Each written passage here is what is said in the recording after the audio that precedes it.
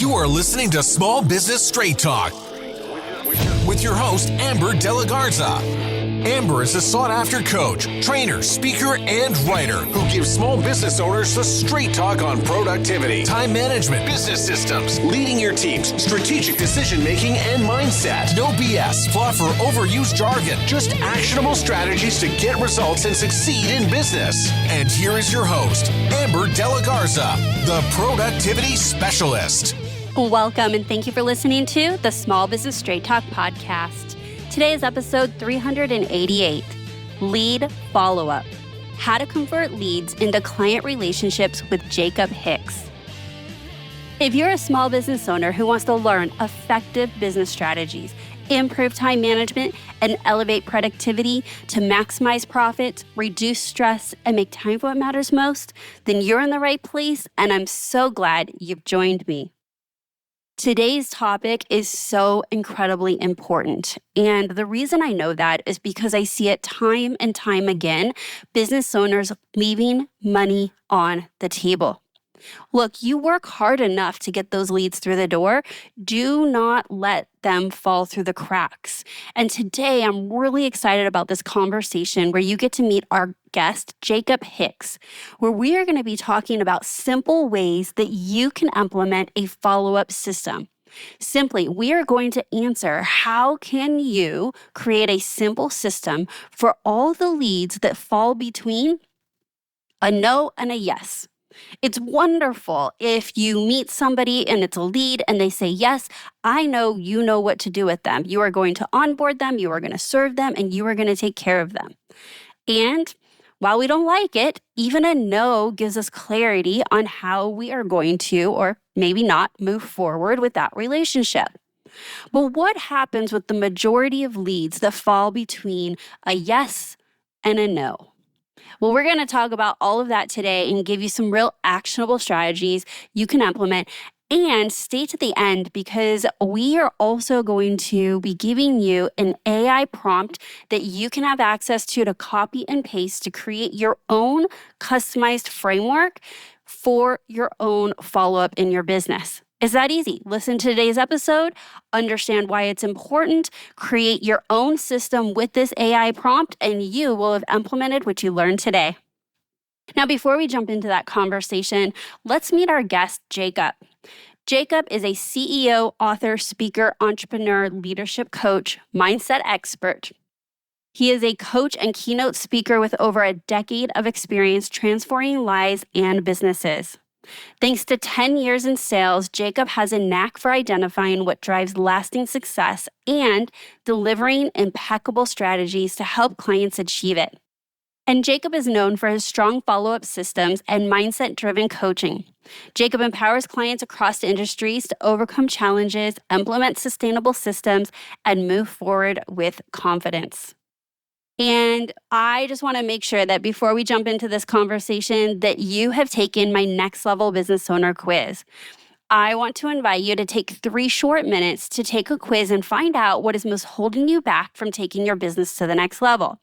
And yes, it's a 3-minute quiz, but what I hear so often when I meet listeners or new listeners, they're like, where do I start? There's so much incredible content and episodes on the podcast. And you're right, there's a lot of good episodes here on the podcast.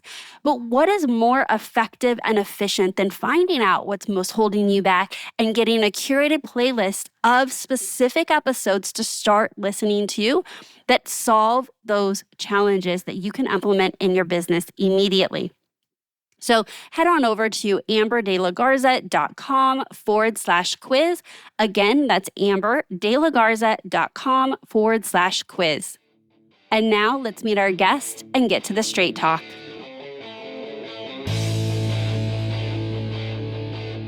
Jacob, welcome to the podcast. Thank you so much for being here today. Oh, Amber, thanks so much for having me. I'm excited to be here. Yeah, I'm looking forward to our conversation and what we have in store for our listeners today. But before we jump into that, I would love to hear a little bit about yourself that we didn't get to hear in your official bio. And maybe why do I get to even talk to you today about lead follow-up and AI? Like, what's that intersection of how you got here to talk about that? Yeah. So, again, my name is Jacob Hicks. Born and raised in a small town in southwest Iowa. I lived in Iowa all of my life. I've been in sales in various different roles, various different capacities for, probably about 12 years now. Started my own coaching and sales business about a year and a half or so ago, and really built all that around what we're going to talk about today, which is, various tools in selling, particularly around follow-up. Follow-up is something that, everybody can do better or do better in different ways. And AI is a really, really great tool to not necessarily do it for us, but it can be a really, really great assistant where we're saying like, hey, I'm going to follow with Amber because we met the other day. And I need to make sure I'm sending her a quality email and not just saying like, hey, do you want to buy stuff? Yeah, I love that you said assistant. It's not replacing us, but how can we really leverage that opportunity with AI? I love that your background is in sales. For many business owners, they became business owners and woke up one day and said, I'm sorry, I have to do sales too. I have to do marketing Nobody told too. you. Yeah, nobody said, because, we pursued a passion or something that was our expertise. And, our businesses pretty much live or die by sales. And it is definitely a skill set that is needed.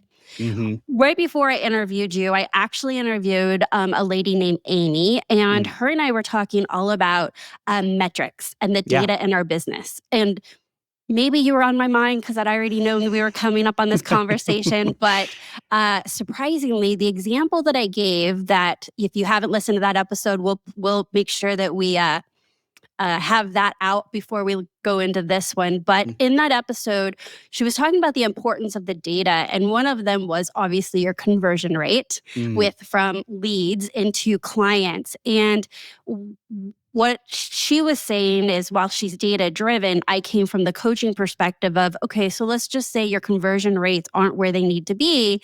And the example I gave was, drum roll, no lead follow-up system, right? Yep. Or maybe there is one, but you're inconsistent. Yes. And the analogy that I gave was, you're putting all this time and money into marketing, and then it's filling a bucket and there's a big hole in the bottom of the bucket because we don't have a way to deal with the people that are inevitably not a hell yes, sign me up right now, or the people that say a no. We know what to do with those two kinds of people.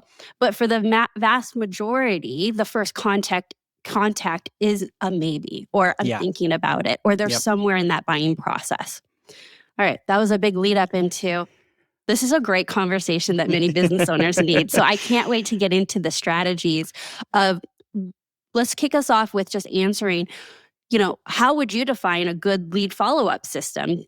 What does that look like, or what traits would be involved in a successful lead follow-up system? So first, like whenever I'm coaching with somebody or working on some sales processes like this, the first thing that I always kind of talk about is really like defining these terms, right? So when I say follow up, that really means like you reach out in some capacity. And that it doesn't matter if like I reach out to Amber and you answer my call, you answer my text, you answer my email. That is not relevant. What's relevant is whether or not I'm reaching out to you. Now, really, like the thing with follow, because that can be kind of a scary, salesy kinds of word that people don't want to listen to, right? So the way that I kind of re-trigger it, reimagine it, is think of it as a plan. Meaning that you go to a networking event and you hit it off with somebody that you think could be a good potential lead for you, a good potential sale, right? You hit it off with them, you exchange contact information, and then you have already in place, you have a plan ready to go saying, okay, I met Amber at this networking event. We hit it off. We exchanged contact information. I know exactly what I'm going to do to move her through the process and either get to a no, not yet, not right now, or a yes, right? So a lot of times people just don't have that in place. And now some of the scarier stats, at least the stats that I find scarier, are a couple of things. So you mentioned like that first contact, right? Which almost all the time, every time a first contact will not convert, not right away. Mm-hmm. Now, most of the time, again, broad strokes here across industries, really broad strokes here, 2% of business is won in that first contact, just 2%. Meaning that if you're expecting to win all of your business, you're in that first contact and you're leaving 98% of your business on the table. You said you didn't want it. Absolutely. Now, some other ones that I think, again, people need to really talk about more is that most business is 1 in 5 or more follow-ups. And when I say most, I mean 80%.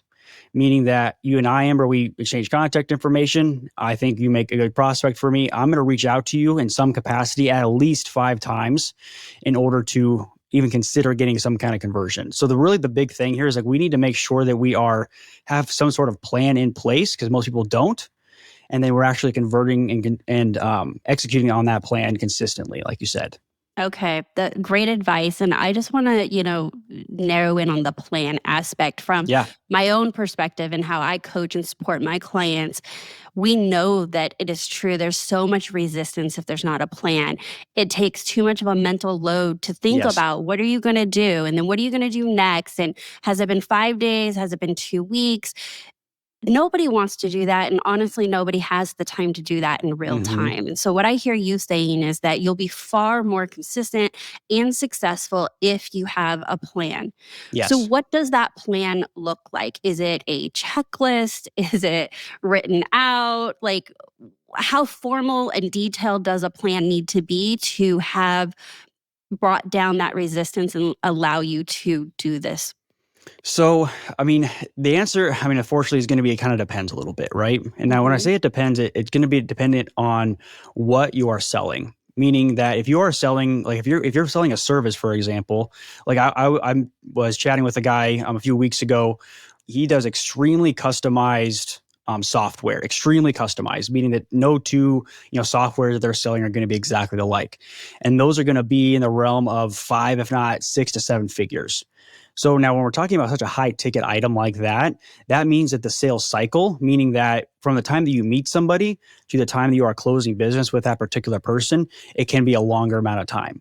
So that's going to be kind of a piece of this as well. Now, usually when I am first kind of helping people to build out their sales systems, what I recommend at least starting with is what I call a 10 by 10. Meaning that, again, you and I, Amber, we meet at some networking event, we exchange contact information. I'm going to reach out to you 10 times over the following 10 weeks, assuming there's, no response back. Reach out to you 10 times over the following 10 weeks in order to, again, warm you up and hopefully engage in some rapport and start building a relationship with you. So that's usually where I have folks start. Now, when I say that to people, they're always like, oh my gosh, I'm going to call somebody 10 times in 10 weeks. Like, I can't be doing that, right?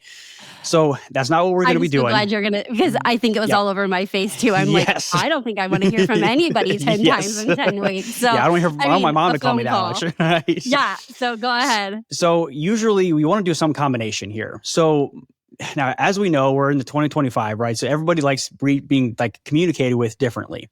Now, again, assuming that I get all of the contact information from somebody, meaning like maybe I get their cell phone number, I get their email, and then maybe we connect on like LinkedIn or something like that. Then I'm going to use every tool at my disposal to reach out to you, because I don't know, again, like you're busy. I don't know what's going on with you, but I want to make sure I'm staying in front of you as much as I possibly can. Okay. So maybe, let's say, again, we meet at a networking event. Maybe my kind of first go-to plan is I want to set up a coffee date with you. We're going to meet for coffee, just, get to know each other a little bit better, see if it makes sense. So I reach out to you, I give you a call maybe, and maybe I leave a voicemail, but I don't hear anything back from you. So then maybe, again, I call you again, just to check in, see how you're doing. Again, I hear nothing. Then we're going to engage in some variety, which this can be very, very fluid, some variety of texts, emails, and then maybe some like social media reach out as well. So some combination of that, because the vast majority, really what we're doing here is we're building a system over the long term. Because there's kind of like 2 different buckets that sales fall into. There's the immediate need and then there's a long-term need. Mm-hmm. So when we are talking about the immediate need, those are the folks that you meet them and you immediately hit it off and you're like, yes, I need this thing that you're selling, right? That's great. Again, most business isn't one that way. So we want to build that over the long term.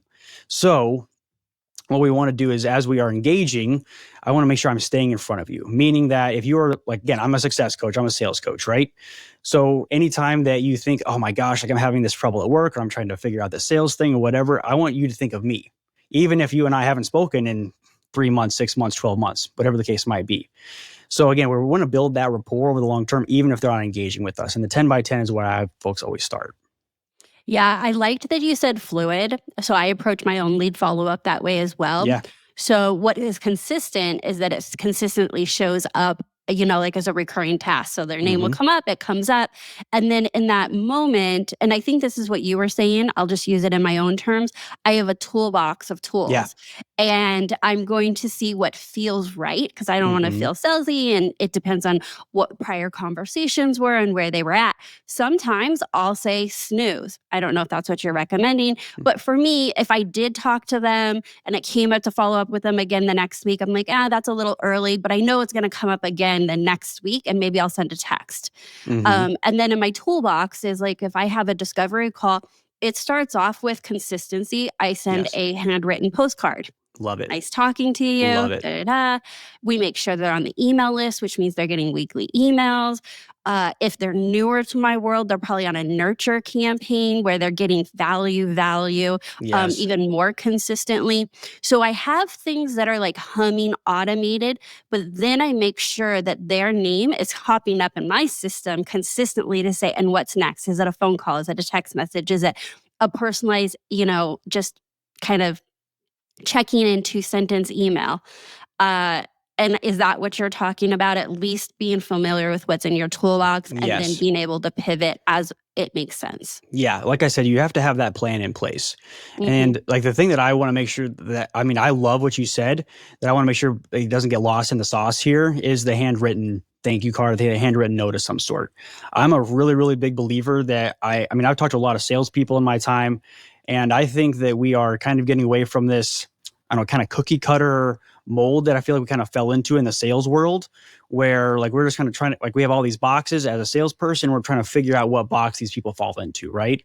Yeah. And we're going back to the personalized experience, I think.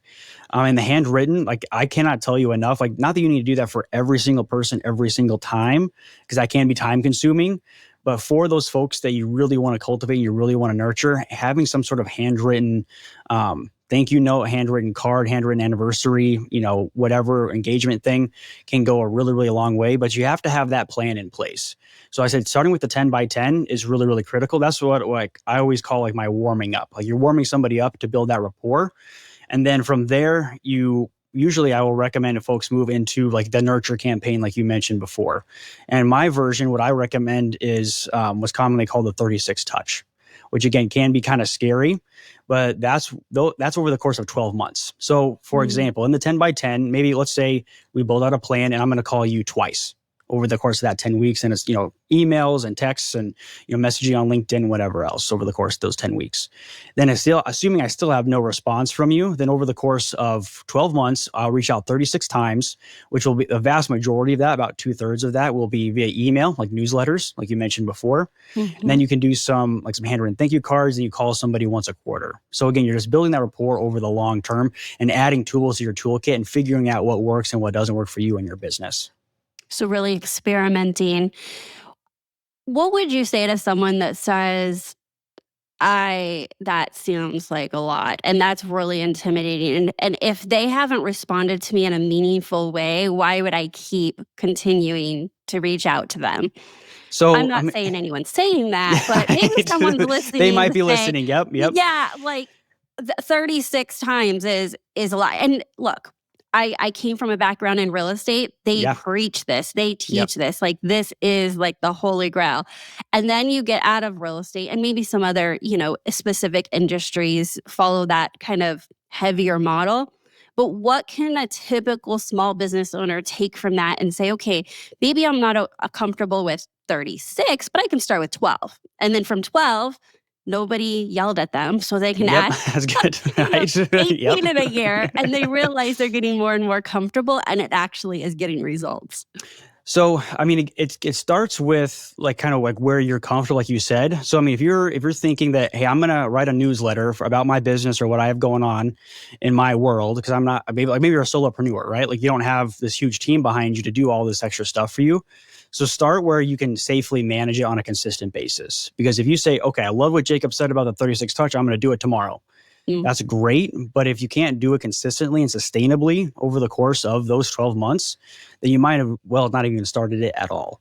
So start where you can feasibly do it. And usually the folks have some sort of like newsletter already in place. So just add in a little bit here and there and start building on it and building on it. And like I said, one of my favorite kind of tips with this is doing like they said, like the handwritten thank you card, the handwritten anniversary card. And if you don't necessarily have like the anniversary of like their wedding date or their birthday or something like that, at least when you started talking to them, or when you started to do business with them. So say like it's like a business anniversary. Like, hey, we 3 years ago we started doing something together. Add in that one step, and then eventually you will build out some version of a 36 touch. And it doesn't necessarily have to be a 36 touch. But when we're talking about these strategies, what I always recommend to people is experiment, figure out what's sustainable for you over the long term, and just figure out what fits with you and your business and what kind of business you really want to have. Yeah. So lead follow-up in the context of what we're talking about are brand new leads into your world. But I want to just pivot this for a little bit. Yeah. And I think these same strategies apply to, say, clients or past clients where it's word of mouth. And what came up for me is that, look, I'm not going to ask somebody their birthday that just signed up to my newsletter. Yeah. Or, I don't know, made a comment on Instagram that they're a listener of the podcast. I'm not going to be like, great. Okay, can I have your name and your birthday and put you in my system? Right. But what I will do is if you've purchased from me one of my products or worked with me in any capacity, I just added the field and it was optional. And I didn't ask the year, by the way. I just asked month and day. And you get it into our system. And we send gifts out to clients. We send cards out to people that are past clients. Like, we have a whole system, but it did take a little heavy lifting of you got to adjust your buying form or your onboarding form with just one field. You got to get it into your system. It's got to flag you when it's their birthday. We have it send an email directly to me, so I'm sending a personal text message on their birthday. Love that. And we've sent a postcard. But it doesn't feel like a heavy lift after you're thought through, okay, well, who am I comfortable asking their birthdays? How does it get in the system? And then it just kind of salts throughout your weeks and your months. I just wanted to share that as an example of that is going to be one of the 36 touches. It's one system by itself that you can layer on top of it. And it doesn't have to be for everybody. You can do it as a segment of who's in your sphere of influence. Yeah, 100%. Well, and figuring out, because the people that are engaging with you in a deeper level like that, like they might buy, a $20 thing that's not really like even like it's like your lower tier offer, right? Yeah. But they still engage with you on a deeper level, saying like, oh, my name is Jacob Hicks, and I was born in August, and here's all of my information, so you can send me whatever thing I just bought. But like that's like that to me automatically says like, okay, in my head, like this person already wants to engage with me on a deeper level because they gave me this like personal piece of information that they didn't have to. So like you said, like just layering it on top of it and layering it on top and layering on top will eventually build out some version. Maybe it's 24 touch, maybe it's 30 touch, just something that's, again, is sustainable for you and is actually having a larger impact on not only your business, but on your clients. Because I mean, how often do we get birthday cards or do we get, anniversary cards, especially handwritten ones or handwritten texts, right? So like doing that kind of thing will have an impact on somebody. Like one of my favorite examples of this is from Chewy, like the dog food, the dog food company. I don't know if maybe you've heard of this already, but it's a subscription model, right? Where you sign up and they send you dog food every month or every other month or whatever it is, however often you need it. But the unfortunate truth is that, dogs don't live very long, right? So eventually your dog passes away. And then the thing I love about Chewy, this is huge. When they find out that your pet has passed away, they say, hey, don't even worry about the dog food that we sent you because you were on the subscription. You forgot to cancel it, right? Don't worry about the dog food we send you. Go ahead and donate that or whatever you want to do with it. And then the next day, they'll send you flowers. Wow. And in my mind, like if that happened to me, like I would probably never buy dog food any place else. Like doing like those kind of small things will have a huge impact on your clientele and ultimately on your business and your bottom line.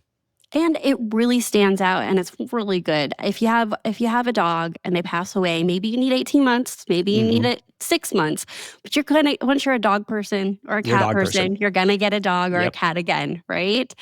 And so that means that you will go back. They'll remember that you cared. So that is a great example. And I would just love, if you're listening and you're thinking in context of your business, like have fun with it, get a little creative with it on these little touch points. My realtor is always the first person to say happy birthday. I always have a gift for Mother's Day. She was the first one to give me a gift on Mother's Day because she drops it off on my door 3 days early. Cinco de Mayo, like you name it. And it's just a little something that you're remembering her and you're like, Mm-hmm. gosh, she's so thoughtful. She's so sweet. And it is always in alignment with like who she is. If I was with her face to face, which I like, it doesn't come off corny. And it's something that actually the whole family, they're like, oh, Tracy stopped by, which Yep. it's not her. I think she pays a driver to drop them off at her Yeah. clients' houses, right? But it just really hits. And I love the creativity behind that.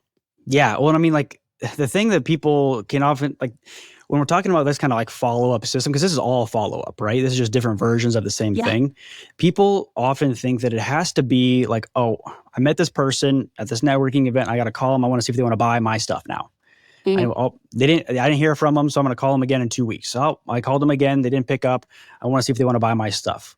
And that's really not what we're talking about. That is going to be an aspect to this. Obviously, we want to be having business conversations, but really what we're doing is we're building a relationship. We're building rapport with people, and people have questions more often than not. And regardless of what business you're in, this is where I have people always start, is ask yourself, what questions are people asking me?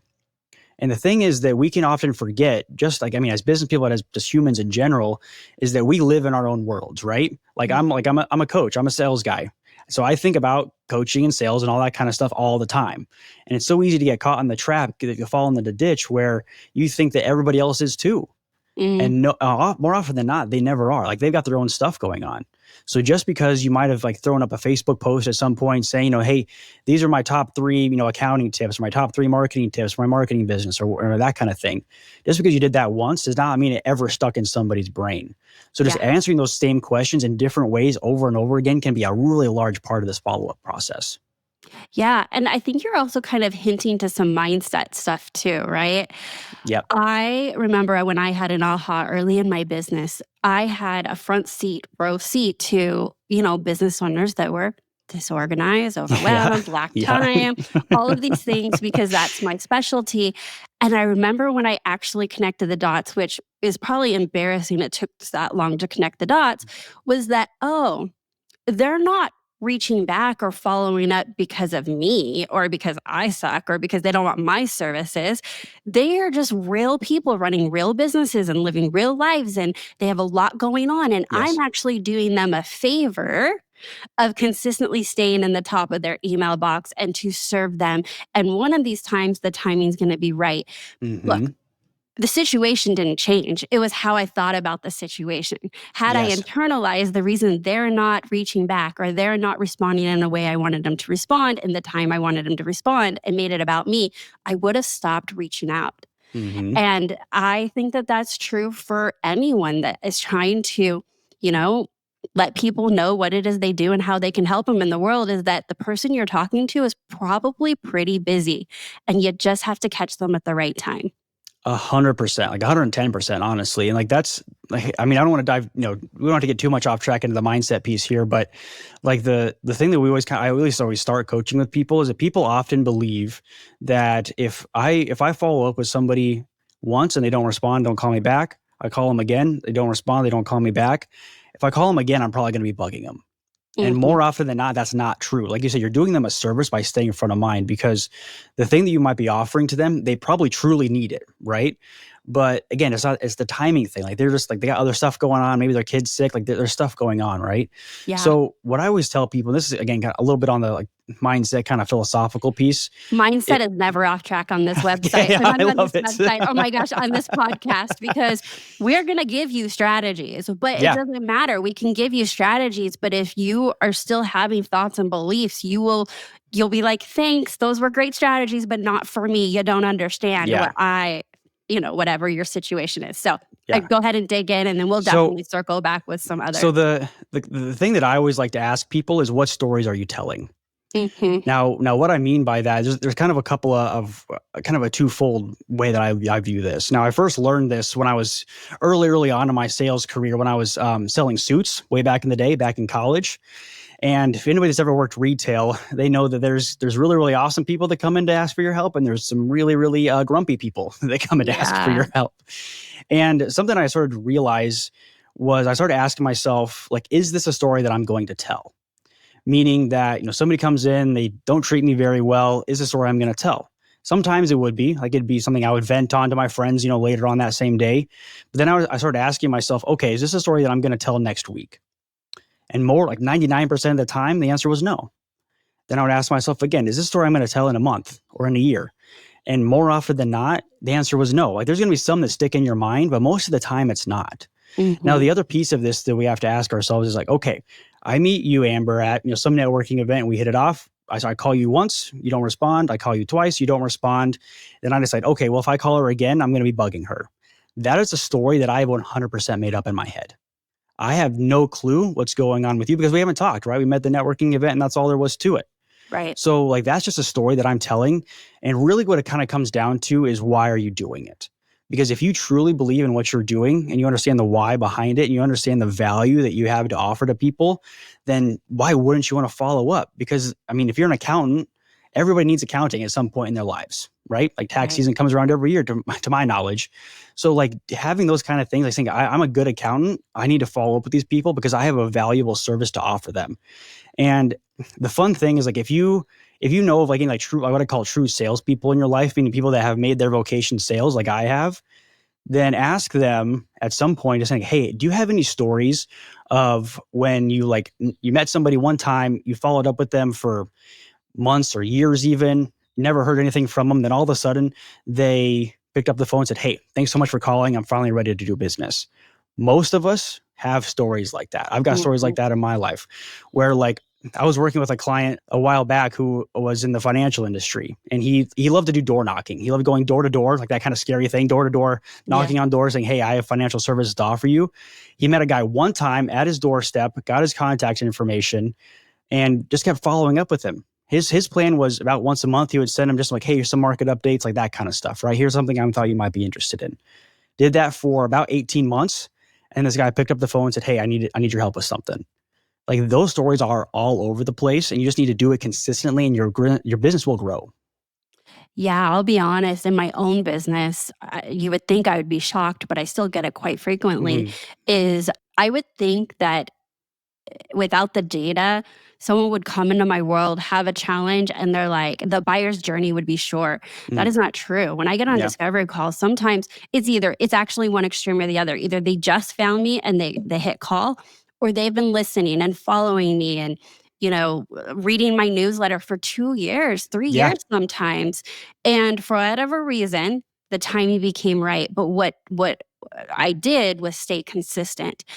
And had I judged we're calling this lead, but I mean my marketing really. Now we're kind of going into marketing, but how consistently I am with podcasting or how consistent I am with my newsletter with just immediate results, I would have shorted myself. I probably would have cut my losses and said, oh, that doesn't work. But the truth is, I found out that even in my industry, the buyer's journey is quite long. Yeah. Well, I think a key piece to talk about a little bit more maybe would be the consistency piece here, right? And like, you just need to build it in a sustainable way. And like you said, like you were talking about some of the marketing stuff, some of this has been prospecting, right? Kind of going back and forth here. But I think that the real key, at least in my mind, is the value-driven piece. Like, you are consistently showing up in your podcast and on social media and in your newsletter from a place of value, meaning that you are saying something that you believe in your heart will be of value to somebody. And it's so interesting to me, like not just in business, but just in like life in general, that if we show up from a place of value, from a place of abundance, saying that I'm here to help the people I care about, the people that are like my tribe, my people, that you could say something from, 6, 8, 12 months ago that was maybe just kind of a throwaway thing where you're just like, this is what you think about all the time. So you just said it and then you were off to the next thing. And that really stuck with somebody. So I think that value-driven follow-up piece, I think that it's so easy to overlook.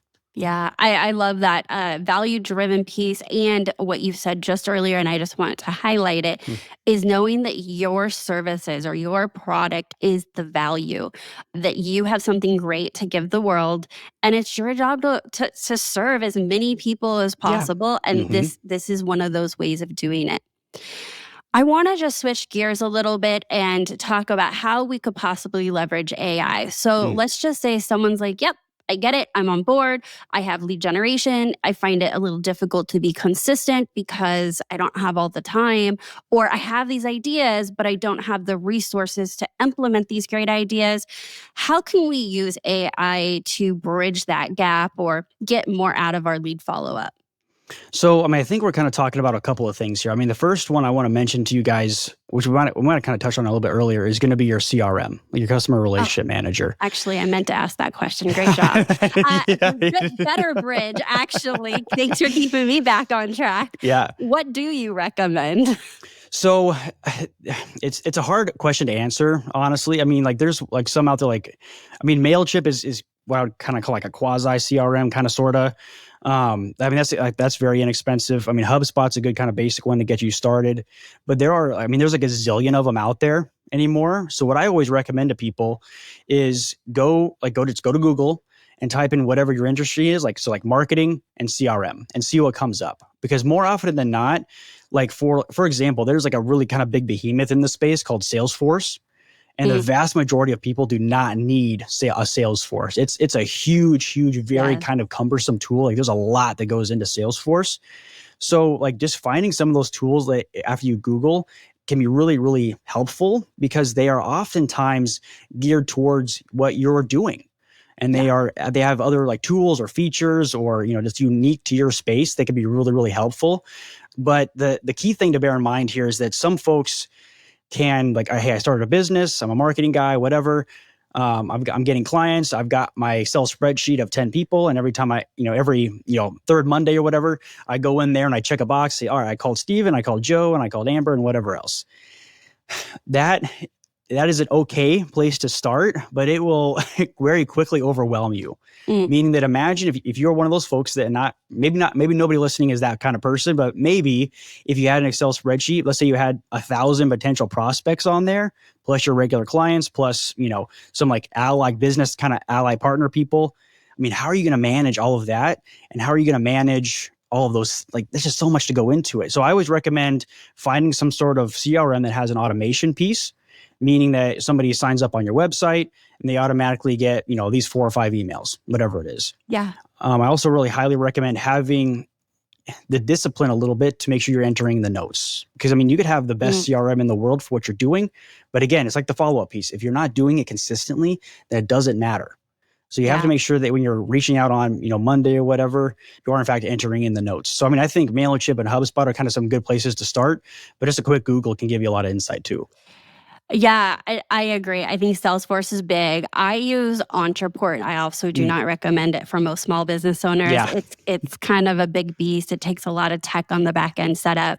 And if I've said it once, I've said it 100 times on this podcast. I got married without a prenup. I am married to Entreport. Right. And so my best advice always is like, how sticky do they make it for you? Like if you choose something, can you get your data out and easily get set back up somewhere else? What I heard you say was, yes, features are important, not too many features, and using some automation to help leverage the consistency. I would think that actually, I'm going to make this comment. It'll be a great bridge into AI. Yeah. I no longer Google anything anymore. So I'm going to tell you to go to your friend ChatGPT or Claude. And my favorite way to research now is to say, in normal conversation, put it on your phone and just talk to it and say, hey, I'm looking to get a CRM for my business. Tell it a little bit about your business, then tell them what you want it to do. I want it to have automation. I want it to have recurring tasks. I think I'm going to have about 500 contacts. Just talk, say some of the things that are important to you and say, can you make recommendations? And then put it in a table as to the feature side by side, and then tell me why you think this would be good for my business. Include links for further research. I can't tell you how many tables I have now in ChatGPT and all my conversations. I love it. I actually just did it today, this morning for, what was I looking for? A new client assessment, like not to use Google Forms, but some other form. Yeah. And I literally, in 5 minutes, I was able to do so much more research and narrow it down. And because it had context into all the other conversations, it knew exactly what I needed. And so I find that better than Google now. So if y'all want to, play in AI, let it go do that research. Let it give you a short list. Then you can go play on the websites and click around and, find I really love works. that. I mean, I'm right there with you. I do pretty much the exact same thing. Because I mean, it's a really great researcher. Like you said, I think kind of the first, I don't know if we're going to talk about AI, I think kind of the first, step, I guess, is to be able to write a great prompt. Because I mean, you can go in there's ask a question, which I think is a good start, but you have to kind of give it some of the insights, some of the tools that it needs in order to do the job to the best of its ability, I think. Absolutely. One of my personal favorites is I like to tell it what role it, like if I'm starting a brand new chat, I tell it what role it's going to be. Like, hey, you are going to be my CRM researcher. That's your whole existence, right? You love doing it. And I have such and such business that's going to be doing such and such amount of business, and I'm going to have so many contacts, and I'm going to be doing it in this way. Now, I would be honest with it. Like, I have not been consistent with my follow-up processes. Like, this is what I've been doing. This is what I would like to get to. And then what I also like to add to any kind of prompt like that is when I first start is saying, ask me any questions you need in order to perform this task well. Yes, actually, I say the same thing. Thanks for reminding me. I have learned that I have to say, don't make assumptions. Please ask further questions so that you can do the best you can do. Go, like a little cheerleader. Yeah. But putting into the context of and it will give you thought-provoking questions. And you're like, dang, I didn't even think about feeding that information to you. Mm-hmm. But I can see that with that information, the questions it asks, it will do a better job. Actually, that's a good standard one, Jacob. I was telling my husband, I'm like, you gotta keep I'm saying AI in general, but I use multiple platforms. You got to keep it in line. It wants to go rogue and it wants to take over. And the better the prompts you have, the more you're able to say, this is exactly what I need from you. This is what I need you to help me specifically with. Here's the guardrails. And it will give you much better results. Yes. Well, the other piece of this too that I've personally used, because I mean, I don't know. I feel like we're of a generation, I'm reasonably tech savvy. I can use a computer, right? Obviously. But I'm not integrating websites and doing all of this kind of back end work and all that. That's not my bag. I can kind of do it, but it can be really, really helpful. It's after you get to the point where you're saying, okay, it gave me these 3 or 4 or whatever CRMs that I want to check out. Then ask it again. It's okay, I want to look into these. What should I be looking for? And based on what I've told you, why would I find this one or that one better than the others? Mm-hmm. And then what I really, really love doing is I like helping it help me integrate it to my website and some of those other things. So saying hey, I need to create a pop-up for this new free download thing or whatever I've got. So how do I go about doing that? And how do I go about building it in such a way that it's going to be, as sticky as I possibly can? And then trying some of those things and doing some A/B testing to not only teach yourself, but also to teach it how well things are doing. Yeah. Okay. So let's just say we're going to continue down the road of using AI to leverage connection points. So it's not going to write you a postcard. Yes. So can it write emails? Can it write, I know it can write emails, but how would you use it? Would you use it to write a series of emails, or would you go to it as a one-off? Hey, this is kind of the notes from previous conversations. I want it to say this, go, and have it write an email. Is that one example? So I do both and. Honestly. Yeah. Okay. Really what I think this comes down to is keeping it as personal as you can. Because if you were if I get an email from a potential prospect saying, X, Y, and Z, and I'm thinking, okay, I want to say something to this effect, I can feed that into ChatGPT and say, hey, this is what I'm thinking. Can you help me write a better email? Or often what I will do is I will, for those one-off instances, I will kind of pre-write an email saying okay, here's what I'm thinking. And then I plug into ChatGPT, hey, help me make this better. And I want to have this kind of call to action, or I want to make sure it's, this is the tone make sure it's really warm or friendly, whatever the case might be. And then the nice thing I like with AI is that the more you talk to it, the more it learns how you speak. So I can now say to several of my chatbots, hey, write me, such and such post or whatever the thing is, and write it in my tone of voice. And usually I'll say it's not always a copy and paste kind of a thing, but often it'll get me 80% of the way there. And it's really, really great if I am kind of struggling to get started. I'm having some writer's block or whatever the case might be. It's hey, give me some ideas around this thing.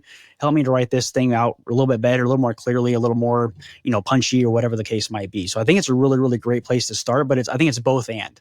We have to make sure that we're the ones doing it, the one driving it, but it can be, like I said, a really, really great assistant to keep us going. Yeah. I mean, I'm just thinking of like what I can share in the outro of this episode. I'm like, I think I'm going to come up with a prompt that they can just copy and Yeah, yeah. paste and put in to take action on what we're talking about today. And, what's coming up is like, wouldn't it be cool if I provided a prompt that said, insert like the business, the role, this and that. Please provide me 20 ideas for a 10 by 10 Yep. touch base point. And then you can pick and choose, but it's creating those ideas and it's giving you like a menu to pick from. So you're not doing the heavy lifting of starting with a blank slate of like, okay, what are 10 ways I'm going to contact somebody? Yes. And Yes. and then I love to use AI as like my collaborative Hmm. thinking, like pushing the envelope, going, digging. And so if we can, that's what we're going to do. All right, Jacob, we're going to do that. We're going to create a prompt. We're going to share it with the audience in the outro, and it's going to be super simple. That's going to let them take action on creating their first initial follow-up system I love it. for their leads. Let's do it. Okay. All right. Yeah. I'll send you, if you're open, I'm like Yeah. totally kind of committing you to this, but I'll email it to you. And if you have edits and stuff, we'll go back and forth. We'll get it out to our listeners so that they can really see. They don't need to know everything about AI. No. And that's the conversation I'm starting here on the podcast is like, it feels like this heavy project. And look, I thought it was too until I got into it. Start in one way and you're like, oh, look how cool that was. Look how easy it was. And then you can start stacking on top of it. Yeah, 100%. Well, and if I can just say too, kind of to wrap things up a little bit, is we mentioned it briefly earlier, is the experimentation piece, and this is something else that I coach towards. Is I believe that experimentation is both an action and a mindset. And when I say that, like the action piece of it is like, okay, I'm going to try a more consistent follow up system, and like doing some experimentation with that to see, okay, well, calling somebody once a week felt like too much for me, so I'm going to try calling them every other week or something to that effect, and iterating and iterating and iterating, right? But the other, like the mindset piece of this, I really believe when it comes to follow up to AI to everything, is that we cannot truly fail and experiment. We can only learn. Now, we might have an hypothesis thinking that, okay, I thought I was going to be able to call somebody every week and get better results, and that really wasn't sustainable for whatever reason. But I did learn that it's not sustainable for whatever reason. So I'm going to iterate again and do some different things. It wasn't a failure. It was just a position for me to learn from. That's really all it comes down to. Jacob, that I guarantee that you are going to be sitting right next to my other interview from this morning, because when we were looking into the data and the metrics, we literally talked about that. I shared my own experience with when I had the aha of when I looked at data, thinking of it as an experiment allowed me to be detached from the outcome and get more curious. Mm-hmm. And we'll let listeners hear it in that episode, but that is exactly what you're echoing. And I couldn't agree more, is that helps with the mindset. It helps with the consistency. It helps with finding out what works or doesn't work. I think that one of the honest things that you said, obviously maybe all of it was honest, but I hope what so. you hit was that felt really honest was when I said, well, what CRM system? And you said it depends. And I answer that question the same way every time about task management, about all types of things, because if you can just say one thing, you're probably getting paid. It's a sponsorship. Right. And the real answer is it really needs to fit for you. And it takes experimenting. It takes context. And that is true, not just for making recommendations on CRMs or task management systems, but actual strategies for your industry, your business, the way you have a relationship. And to your point, that buyer's journey that is different, short, long. You mentioned how that was different from business to business. Yeah, 100%. Well, I mean, and again, the way that I like to reframe, like kind of like the experimentation piece is like, if we were all planning to roof a house and we all wanted to go and buy our individual hammers, then I don't know how you, Amber, are going to utilize that particular hammer. Like you might not swing as hard as I do. You might swing harder than I do, or you might swing it in a different way. So we have to find the tools that fit our style and our style of business, as opposed to a cookie cutter one size fits all. Because it can work, but not always as well as we'd like. Right. And it's important to have a roof on a house. Now, how it gets there and what hammer gets used is less important. And I think that's true for this. And it's probably a great way to end, is that there's no right or wrong. There's evolutions of what your lead follow-up is, but your business absolutely needs a lead follow-up system as your house needs a roof. And you can customize it based on where you're at, what resources you have, how much time you have, how you can leverage AI or your team. I would say always consistently look at what's working, what's not working, and it's never really done because you're going to keep tweaking. Yes, 100%. I mean, what we're talking about is working in your business or versus working on your business. So setting aside half an hour every week, if you can manage it, to work on your business, on your follow-up systems will be absolutely crucial over the long term. Absolutely. All right, Jacob. So how do our listeners hear more from you, learn from you? Where can they reach out to you? So, as most people are these days, I'm kind of all over the place. So the easiest way to get in contact with me is through my website, just jacobhickscoach.com. You can also find me on most social media platforms under the same thing. Reach out to me on LinkedIn, of course. I also have my own podcast called Purpose Driven Progress, which we've, a ton of really great stories and a lot of really fun conversations too, just like you have on yours. And then I also have, for some folks that might be still feeling a little intimidated with this whole follow-up sales, kind of stuff, I also have a free tool on my website. It's called the Entrepreneur Sales Toolkit, that will walk you through how to position your messaging and how to build this follow-up system and how to handle rejection and all of those kind of things and how to find a CRM. So, it's helped a lot of people so far, and I want to offer it to all your listeners too. All right, awesome. We'll make sure that we share it in the show notes, and you can connect with Jacob and get his free toolkit. And wherever you're listening to this episode, be sure you go over and check out his podcast as well. Thank you so much for being here. This was a great conversation. Yeah, thanks for having me. This was fantastic.